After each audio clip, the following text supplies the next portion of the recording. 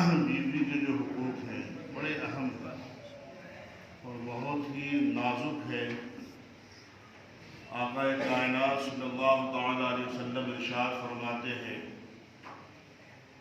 کہ میاں بیوی جب آپس میں ایک دوسرے سے ہاتھ ملاتے ہیں تو اللہ تبارک و تعالیٰ ان دونوں کے انگلیوں کے درمیان جو گناہ ہے اللہ اسے معاف فرماتا ہے۔ آپ سوچئے کہ میاں بیوی کی آپس کی محبت کو اللہ تبارک و تعالیٰ کتنا پسند فرماتا ہے، لیکن آج ہم دیکھیں کہ سب سے زیادہ جھگڑے میاں بیوی کی ہوتی ہیں اور 80% غلطی جو آدمی کی ہوتی ہے، 80% غلطی آدمی کی۔ آج آپ سوچئے کہ پہلوان وہ نہیں ہے جو کسی کو اٹھا کے پٹک دے، بلکہ پہلوان وہ ہے جو غصے کے وقت اپنے غصے کو پی جائے۔ یہ بہت بڑا کارنامہ ہے، لیکن حضرات اکثر شوہروں کو، آدمیوں کو بیوی پر غصہ کیوں آتا ہے؟ اور وہاں تو بالکل سمجھوتا نہیں کرتے ہو۔ جب تک بیوی 10 بار آ کے معافی نہ مانگ لے اس وقت تک میاں راضی نہیں ہوتا، سوچتا ہے کہ جو یہ معافی مانگے تبھی میں راضی ہوں گا۔ کبھی آپ کو کلکٹر پہ غصہ آیا کبھی کلکٹر پہ غصہ؟ کیوں نہیں آیا؟ کیونکہ وہاں تو غصہ کرنے کی اوقات ہی نہیں۔ کوئی بہت بڑے جو ہے وہ تھانے دار پہ غصہ آیا نہیں، وہ آدمی وہی، غصہ وہی، لیکن ان پہ کیوں نہیں آتا؟ اس لیے کہ وہاں تیری اوقات ہی نہیں ہے غصہ کرنے کی، بلکہ ہاتھ جوڑ کے کھڑا تھا کلکٹر صاحب، تھانے دار صاحب، سیٹھ جی، فلاں جی، اور سارا غصہ آ کے آدمی اپنی بیوی اتار دے۔ تو غصہ وہ کنٹرول نہیں، بلکہ اس وقت کا غصہ جو کنٹرول کرتا ہے کہ جب آپ طاقتور بھی ہو، مضبوط بھی ہو، چاہے تو آپ سامنے والے کو سزا بھی دے سکتے ہیں، مگر سزا نہیں دیا بلکہ اللہ اس کے رسول کو راضی کرنے کے لیے اپنے غصے کو پی گئے، تو اس غصے پر جو ہے اللہ، اس غصے کو پی جانے پر اللہ تبارک و تعالیٰ اپنا فضل و کرم عطا فرماتا ہے اور رحم عطا فرماتا ہے۔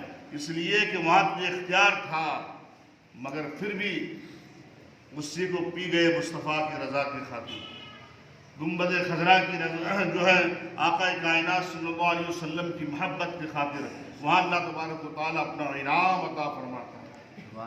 اے مسلمانوں، یہ تو نہیں کہ ساری غلطیاں بیوی کی ہوتی ہیں، لیکن لوگ جو ہے بیوی کی غلطی کو برداشت نہیں کرتے۔ اصل مسئلہ کیا ہے؟ بیوی کی غلطی کو برداشت ہی نہیں کرنا چاہتے ہیں۔ آقا کائنات ارشاد فرماتے ہیں کہ 5 غلطی اس کی ہے تو 10 اچھائیاں بھی ہوتی، تو اس کی غلطی پہ نظر مت ڈال، اس کی اچھائیوں کو دیکھ، اس کی اچھائی کو دیکھ اور خوش رہے اور دعا کریں اپنی بیوی کے لیے۔ اللہ اکبر، بڑی فضیلت ہے۔ حضرات محترم صبر کرے، کوئی تلخ بات ہو۔ حضرت سیدنا ابو الحسن خرقانی علیہ رحمۃ اللہ، بہت بڑے بزرگ اللہ کے ولی، تو بڑا چرچا تھا خرقان میں کہ بھئی وہ بہت بڑے ولی ہیں، لوگ مرید ہونے کے لیے آتے تھے۔ آپ کی جو بیوی تھی بڑی تیز آواز میں بات کر رہی اور جو فوہڑ انداز میں بات کرتی تھی، اخلاق تھوڑے جو ہیں وہ صحیح نہیں تھے شوہر کے تعلق سے، تو جو ہے وہ کچھ بھی بولتی تھی۔ تو ایک آدمی نے سنا تھا بہت ملک شام میں، کہا تھا کہ فلاں حضرت ہے، میں ان سے مرید ہونے کے لیے جو کئی دنوں کا سفر کر کے کہا کہ حضرت صوفی صاحب ابو الخرقانی کا گھر کون سا ہے؟ کہ وہ فلاں مکان ہے، وہاں چلے جاؤ۔ جا کے دروازے میں آواز دی تو اندر سے بیوی نے، کون ہے؟ وہ گھبرا گئی، یا اللہ کہا گیا میں، کہا کہ کون ہے؟ کہا کہ میں فلاں جگہ سے آیا ہوں، وہ حضرت کہاں ہے؟ کہا اچھا اس کو ڈھونڈنے آیا، وہ بھی فارغ ہے تو بھی فارغ، نہ ان کو کام نہ تجھ کو کام۔ اب یہ سوچا کہ یا اللہ میں تو مرید بننے کے لیے آیا تھا، یہ کیا ہوا رہا؟ کہا آپ خیر سوچا آ گیا ہو تو ملی لوں۔ کہا پتہ ہے کہاں؟ کہا رہے وہ کسی جنگل میں 10-15 لوگوں کو لے کے اللہ اللہ کر رہا ہوگا کہیں بیٹھا ہوا، تجھے ملنا جا جنگل میں مل جائے۔ اب یہ تو سوچا تھا کہ اتنی عقیدت و احترام اور محبت کے ساتھ آیا تھا کہ میں مرید بن جاؤں، لیکن اب ٹینشن میں آ گیا کہ یا اللہ جو بیوی ایسی باتیں کر رہی تو پتہ نہیں کیا بات ہے۔ اب آدمی تو گھبرا جاتا ہے کہ مرید عقیدت جو ہے بہت جلدی ٹوٹتی ہے انسان کی۔ اب وہ عقیدت میں تھوڑی سی خلل پیدا ہو گئی، جس جوش و خروش کے ساتھ وہاں سے آیا تھا اب چال و چلن میں فرق پیدا ہو گیا۔ اس لیے کہ کوئی اور کہتا تو سمجھ میں آتا، لیکن بیوی نے کہہ دیا کہ وہ بھی فارغ تو بھی فارغ. اللہ اکبر. پھر کہ چلو اتنی دور سے آیا ہوں تو مل لیتا ہوں کہ کیا ہے نہیں یہ معاملہ. تو گئے جنگل کی طرف، تو کیا دیکھتے ہیں کہ حضرت شیر پہ بیٹھ کے تشریف لا رہے. شیر پہ بیٹھ کے. تو دل میں پھر خیال ہے کہ یا اللہ بیوی قابو میں نہیں آئی، شیر قابو میں آ گئے. دل میں خیال پیدا ہو گیا بیگم قابو میں نہیں، شیر قابو میں آ گیا. حضرت کے قریب گئے، حضرت جو ہے سلام کیا اس نے حضرت کو. اللہ اکبر، قربان جائیے. تو سمجھ گئے تھے حضرت. تو کہا کہ کوئی بات نہیں، میری بیوی نے تجھے کچھ کہا ہو تو اس کی غلطی کو معاف کر دیں. کہا کہ حضور اتنی خطرناک بیوی آپ کی، اور نہ جانے کتنے لوگوں کی عقیدت خراب ہو رہی ہے، اور پھر اس سے آپ کو فائدہ کیا ہے؟ ایک اللہ کے مقدس ولی ہیں آپ، لوگ ادب و احترام کرتے ہیں، اور آپ کی گھر والی جو ہے اس طریقے سے بات کرتی تو آپ چھوڑ کیوں نہیں دیتے؟ اسے طلاق دے دیجیے. اللہ اکبر. تو حضرت نے کہا سن، مانتا ہوں کہ اس کی زبان صحیح نہیں ہے، مانتا ہوں کہ وہ بد اخلاق ہے، لیکن بستر کی بڑی پاک ہے اور نمازوں کی بڑی پابند ہے. اللہ اور جو ہے نہ اس کی آواز کو ایسے میں نے چھوڑ دیا تو اسے کون اپنائے گا؟ اس کی زندگی برباد ہو جائے گی، وہ تباہ ہو جائے گی. اور سنو، تمہیں لگتا ہے کہ میں نے نمازوں کی وجہ سے اللہ نے مجھے یہ مقام دیا؟ نہیں، میری بیوی مجھے فوہڑ انداز میں بات کرتی ہے، اس کی بات کو سن کر میں صبر کرتا ہوں، تو اللہ تبارک و تعالیٰ نے میرے قابو میں شیر کو بھی کر دیا. آج یہ مقام جو دیکھ رہے ہیں وہ بیوی کی باتوں پہ صبر کی بنیاد پر ہے. اے مسلمانوں، ہم اور آپ کیا کرتے ہیں؟ کوئی بات ہوئی تو بیگم کو چھوڑ دیا، اس کے ماں باپ کو گالی دینا شروع کر دیا. اس کے باپ نے کیا کیا تیرا؟ اس کی ماں نے کیا کیا؟ پلٹ کے اگر وہ تیرے باپ کو کچھ کہہ دے برداشت ہوگا؟ تیری ماں کو کہہ دے کچھ برداشت ہوگا؟ اچھا آج جو ہے 3 قسم کے لوگ ہیں شادی بیاہ کے معاملے میں. لڑکی والے ارے مانگ کرتے، ہاں مجھے دہیج یہ ہونا، یہ ہونا، گاڑی ہونا، ہمارا لڑکا تو جو ہے ڈاکٹر ہے، انجینئر ہے، اسی کے مطابق گاڑی بھی لگے گی، پیسہ سب کچھ لگے گا. ایک طبقہ کیا ہے، نہیں ہمیں تو کچھ نہیں چاہیے، اگر آپ دیں گے بھی تو ہم کو تھوڑی دیں گے، آپ اپنی بیٹی کو دیں گے. آپ اپنی بیٹی کو جو بھی دینا آپ اپنی بیٹی کو دیں، ہم کو کیا دیں گے. اور تیسرا جو ہے وہ طبقہ ہے کہ ہمیں کچھ نہیں چاہیے، صرف آپ کی بیٹی ایک جوڑے میں دے دینا، ہمیں قبول. یہ بڑی اعلیٰ قسم کے لوگ. آپ کی نہ دولت چاہیے، نہ ثروت چاہیے، کچھ نہیں چاہیے، آپ ایک ہی جوڑے میں اپنی بیٹی کی رخصت کر دینا، یہ سب سے بڑی دولت ہمارے لیے. یہ 3 تو میرے بھائی، یہ جو دوسری قسم کے لوگ بڑے خطرناک ہیں. ہمیں کچھ نہیں چاہیے، جو دینا اپنی بیٹی کو دیں گے، ہم کو تھوڑی دیں گے. لیکن یہی لوگ بیٹیوں کو بعد میں تکلیف پہنچاتے ہیں، تانے پہ دے کر، اور بچیوں نے خودکشیاں کر لی ہے، اپنی زندگی برباد کر لی ہے.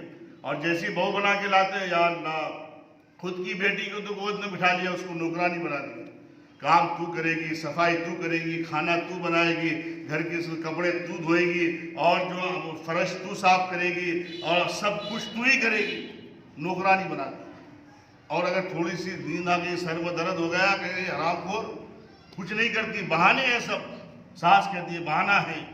کس کو کہہ رہی؟ تیری بیٹی بھی تو ہے، وہ بھی تو کسی کی بیٹی ہوگی. تانا، اور اگر زیادہ سو گئی تو اور تانا جو ہے، اور تانا دے گی. کہیں تمہارے باپ نے تجھے کیا دیا؟ 4 جوڑے کپڑے بس، اتنا ہی لے کر کے مہارانی بن رہی ہے. کچھ تو دیا تو نہیں؟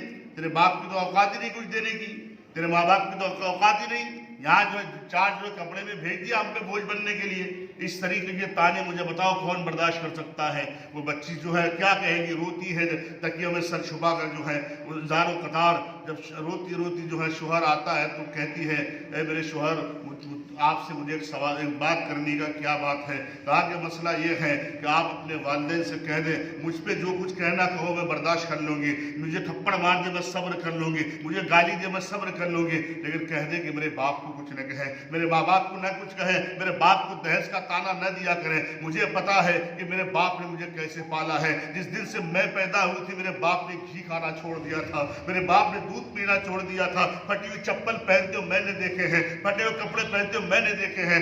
میری ماں نے کہا کہ گھی کھاؤ، دودھ پیو، بھی کمزور ہو جاؤ گے. تو میرا باپ کہتا نہیں نہیں, میں تو جس دن اپنے بچے کو رخصت کر دوں گا اسی دن میں پہلوان بن جاؤں گا. اس لیے سارا کچھ کرتا ہوں تو میں اپنی بیٹی کے لیے, اپنی بیٹی کی زندگی کو آباد کرنے کے لیے. اے مسلمان, ایک بات یاد رکھو, اس کمزور کی آنکھوں سے اگر آنسو نکل گئے, اس کمزور بیٹی کی اگر آنکھوں سے زمین پہ آنسو گر گیا تو تیرا گھر تباہ ہو جائے گا, تیرے گھر میں بربادی آ جائے گی. آج تم کہتے ہو میرے گھر میں ترقی کیوں نہیں ہے, میرے گھر میں آبادی کیوں نہیں ہے, برکتوں کا نزول کیوں نہیں ہے؟ ارے وہ بھی تو کسی کی بیٹی ہے. ہمارا عقیدہ ہے کہ نہیں, ہم درود پڑھتے ہیں تو مصطفیٰ سنتے ہیں, ہم سلام پڑھتے ہیں تو نبی سنتے ہیں, ہم دعائیں مانگتے ہیں تو مصطفیٰ جان رحمت سماعت کرتے ہیں. ہماری دعا کو بھی سن رہے ہیں, ہمارے درود کو بھی سن رہے ہیں, ہمارے سلام کو بھی سن رہے ہیں. پھر یہ بھی تو عقیدہ ہونا چاہیے, اس بچی کی آہ کو بھی تو نبی سن رہے ہیں, اس بچے کے آنسو کو بھی مصطفیٰ دیکھ رہے ہیں, اس بچی کے تڑپ کو بھی تو نبی دیکھ رہے ہیں. اگر مصطفیٰ ناراض ہو گئے تو خدا ناراض ہو جائے گا. اس لیے جب تیری بیٹی ہے وہ بھی تو کسی کی بیٹی ہوگی, اس کو بھی تو کسی نے ارمانوں سے پالا ہوگا, اس کو بھی تو کسی نے سینے سے پالا ہوگا, اپنے چھاتی کا دودھ پلا کر آباد کیا ہوگا, اور اس لیے تمہارے گھر میں دیا ہے کہ بچی خوش رہے, آباد رہے. اے میرے مسلمانوں, جس گھر میں بہو پہ ظلم ہوتا ہے اس گھر میں برکتیں کبھی نہیں آتی ہے, اس گھر میں برکتیں روٹ جاتی ہے, رحمت کے فرشتے کبھی نہیں آتے ہیں. اس گھر میں کسی کی بیٹی کو تکلیف دی جائے, کسی بھی بیٹی کو گالی دیا جائے, کسی کی بیٹی پر جو ہے لان و تان کیا جائے, کبھی اس گھر میں برکت نہیں آ سکتی. اس لیے جو ہے جیسی تیری بیٹی وہ بھی کسی کی بیٹی ہے. آقا کریم صلی اللہ علیہ وسلم گھر تشریف لائے تو دیکھا حضرت عائشہ صدیقہ رو رہی تھی. آقا نے ارشاد فرمایا, عائشہ کیا بات ہے, آنکھوں میں آنسو کیوں ہے؟ عرض کرتی, یا رسول اللہ, آج تک عجیب واقعہ میں ہم نے دیکھا ہے. اللہ اکبر, کا کیا ہو گیا؟ کہ ایک عورت کو میں نے دیکھا, دو معصوم بچیوں کو اپنے دونوں طرف سے پکڑ کے گود میں لی ہوئی تھی, اور جو صدائیں لگا رہی تھی, ہے کچھ دینے والا کوئی. اور جو میں نے دیکھا تو جو ہے حبشی نژاد تھی اور بڑی کمزور تھی, پیٹ بھی اس کا اندر ہو گیا تھا بھوک کی وجہ سے. اور میں نے گھر میں تلاش کیا, کچھ نہیں ملا. میں نے سوچا مصطفیٰ کے گھر سے کوئی خالی جائے کیسے ہو سکتا ہے. پھر میں نے تلاش کیا تو ایک کھجور مجھے ملی یا رسول اللہ, ایک چھہارا مجھے ملا سوکھی کھجور. میں نے اٹھا کے اس عورت کے ہاتھ میں دیا, اس نے دو ٹکڑے کیے, ایک ٹکڑا ایک بیٹی کے منہ میں ڈال دیا, دوسرا ٹکڑا دوسری بیٹی کے منہ میں ڈال دیا. خود بھی بھوکی تھی مگر نہیں کھائی. اللہ اکبر, آقا کریم ارشاد فرماتے ہیں, اے عائشہ سن لے, وہ عورت جس کو تم نے دیکھا ہے اور کل میدان محشر قائم ہوگا, اگر گناہوں کی وجہ سے اللہ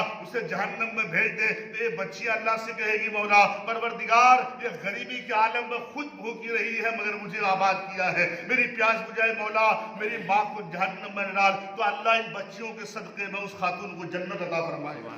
تو بیٹیاں ایسے پلتی ہیں, بیٹیاں ایسے پلتی, سب کی بیٹی بیٹی ہے. اس لیے میرے بھائی, دوسری کی بیٹی کی تم تعظیم کرو گے, تیری بیٹی کا گھر آباد ہوگا, تیری بیٹی کے گھر میں سسرال میں جو ہے محبت ملے گی. اگر تم نے اسے لان تان دیا تو تیری بیٹی کا گھر بھی برباد ہوگا. اس لیے جو ہے ہمیشہ اپنی جو ہے بہوؤں کی جو ہے اس کی تعریف کیا کریں, اور جو ان کو تکلیف نہ دیا کریں, ان کو جو ہے تکلیف نہ دیں میرے بھائی. اس لیے جو بیٹی جو ہے, آقا امام غزالی فرماتے ہیں, جب کبھی دعائیں قبول نہ ہو, نہ پریشان ہو, مصیبت میں نا امید ہو گئے ہو, اگر تمہارے گھر میں کوئی بیٹی ہے تو اپنے سامنے بٹھا دینا, اس کا چہرہ تم اپنے چہرے کی طرف کر لینا, ہاتھ اٹھا کے کہ مولا پروردگار, میں مجبور ہوں, پریشان ہوں, پروردگار دعا قبول نہیں ہو رہی, میری بیٹی کے صدقے میں دعا قبول کر لے. امام غزالی فرماتے ہیں, اللہ تیری بیٹی کے صدقے میں دعا قبول فرما لے گا, تیری تمہیں کامیابی ملے گی. بیٹیوں کا وہ مقام ہے, لیکن ہوتا کیا ہے, بیٹا ہی سب کچھ ہے, بیٹا ہی کما کے کھلائے گا, بیٹا ہی بڑھاپے کا سہارا ہوگا. میرے بھائی, کس نے کہہ دیا جو ہے بیٹا بڑھاپے کا سہارا ہوگا؟ جن کے بیٹے نہیں ہیں کیا ان کی زندگیاں برباد ہو جاتی ہے؟ ایک بات یاد رکھو, یہ بیٹے تجھے چھوڑ کے جا سکتے ہیں مگر بیٹیاں نہیں جا سکتی. بیٹیاں نہیں جا سکتی, کہیں بھی چلی جائے بیٹی باپ کے تعلق سے کبھی ایک جملہ برداشت نہیں کر سکتی, باپ کے تعلق سے ایک جملہ برداشت نہیں کر سکتی. یہ بیٹیاں ہیں, آقا بیٹیاں حدیث پاک میں ہے کہ جن بیٹیوں کو طلاق ہو جائے اور باپ نے اسے پرورش کی ہو, پالا ہو, تو کل جب میدان محشر قائم ہوگا, باپ کو جہنم کی طرف ڈالا جائے گا, یہ بیٹی پر حساب میں کھڑے ہو کے عرض کرے گی, مولا پروردگار, نہ تو نے مجھے عقل دی تھی, نہ تو نے مجھے شکل دیا تھا, سسرال والوں نے ٹھکرا دیا, شوہر نے جو ہے زمانے والوں نے ٹھکرا دیا, نہ سسرال والوں نے اپنایا. ایک میرا باپ تھا, غریب تھا, میں اسی کے گھر میں تھی, زندگی بھر میرے باپ نے مجھے پالا تھا, اپنے سینے سے لگا کے رکھا تھا. کبھی زمانے کی رسوائیوں کو بھول کر جو ہے انہوں نے میرے پیٹ میں لقمہ ڈالا, خود بھوک جھکے رہے. زمانہ نے ٹھکرایا, میرے باپ نے اپنایا تھا. اے پروردگار مولا میرے باپ کو جنت عطا فرما. آقا فرماتے ہیں کہ اللہ تبارک و تعالیٰ اس بیوہ بیٹی کے صدقے میں اس کے باپ کو جنت عطا فرمائے گا. لیکن کیا ہوتا ہے, شادی دلا دیا, حق سے محروم کر دیتے ہو تم لوگ. حق سے کوئی نہیں, شادی میں سب کچھ خرچہ کر دیا, بیٹی کو حق سے محروم کر دیا. اے میرے بھائی, 2 حصہ بیٹے کا ہے تو 1 حصہ بیٹی کا بھی, اسے بھی دو. اللہ اپنا حق معاف کر دے گا, حقوق العباد معاف نہیں کرے گا. اگر بیٹی نے حق کے جبری ہے, یہ بیٹی نے کہہ دیا میں نے معاف کر دیا, تو بھی معاف نہیں ہوگا. جب تک وہ چیز اس کے ہاتھ میں نہ دو گے, اس کے بعد اگر واپس کر دے تبھی معاف ہوگا. میرے بھائی لوگ قبضہ کر کے بیٹھ جاتے, اور کسی نے اگر حق لے لیا تو دوبارہ رشتہ ختم ہو جاتا. تم رشتہ کس سے بات کرتے رہا, تو رشتے کے لائق نہیں, بھائی کہلانے کے لائق نہیں. یعنی جب تک اپنی دولت تجھے دے دیا تو بہن تھی پیاری, لیکن اپنا حصہ لے کے گئی تو کوئی تعلق ختم کر دیا. ان لوگوں سے میں بھی کہوں گا کہ جو لوگ اپنے بیٹوں پہ ناز کرتے ہیں اور بیٹیوں کو جو ہے شادی دلانے کے بعد بھول جاتے ہیں, تیرے گھر کی 4 دیواری میں بھی اس بیٹی کا حصہ ہے. آپ نے کیا سمجھ رکھا, زمین جہاں جہاں ہے سب میں اس بیٹی کا حصہ ہے. 2 لاکھ بیٹے کو ہے تو 1 لاکھ بیٹی کو ملے گا. ہاں, قرآن میں بھی حدیث میں بھی ہے, یہ اس کو بھی ملے گا. اگر تم نے دبا دیا تو کل پکڑ ہوگی, تو جہنم میں جائے گا, تیری بیٹی جنت میں جائے گی. اس لیے جو ہے یہ ناانصافی نہ کرے. دنیا میں ہے ٹھیک ہے, بیٹوں کا یہ تمہارا حق, بیٹی کا حق, یہ حق. لیکن ہوتا کیا ہے, ارے تم نے تو شادی کر دی, دہیج دے دیا, سب کو تو تیری ذمہ داری ہے. تو تیری بیٹی ہے تو دہیج کون دے گا؟ 50 لاکھ روپیہ خرچہ کر کے بیٹے کو انجینئر بنایا تو اس کا حساب کون لے گا؟ 1 لاکھ دے کر جو ہے بیٹوں کو ڈاکٹر بنایا, اس کا حساب کون لے گا؟ بیٹی کے 4 دہیج تجھے نظر آتے ہیں, اور اس سے کہہ تو حق سے محروم کر دیا. مت دے دہیج مگر حق تو اپنی بیٹیوں کو دے. اے مسلمانوں, اللہ تبارک و تعالیٰ سے